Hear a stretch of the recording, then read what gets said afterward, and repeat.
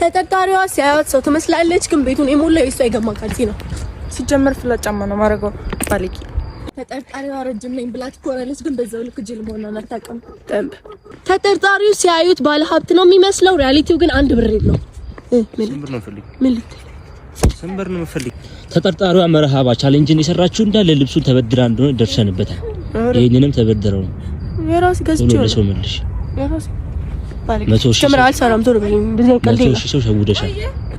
ተጠርጣሪዋ ከማጠሯ የተነሳ አራስ ልጅ ነው የምታክለው። ስለ ጥረታና ነሰማ ተባባለም እንዴ ምንም ማድረግ አልችልም እድልሽ ነው። ተጠርጣሪው እድሜው ከመሄዱ የተነሳ ከዚህ በኋላ ሹጋር የመሆን እንጂ የማግባት ተጣብቁታል። ተጠርጣሪዋ ሆዷን ከመውደድ የተነሳ ሆዴ ብላ ነው የምትጠራኝ እና ሆዴን ያልወደድኩ ማን ነው?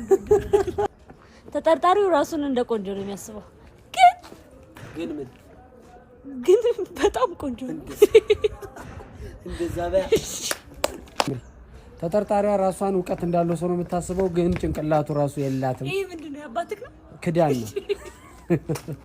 ተጠርጣሪው ቪዲዮ ላይ አይናፋር ይመስላል። ከቪዲዮ ውጪ ግን እንኳን ሴት እንስሳ ያሳምናል። እንዲህ አይነት ነገር አቁሚ። ስንት የሚባል ነገር አለ።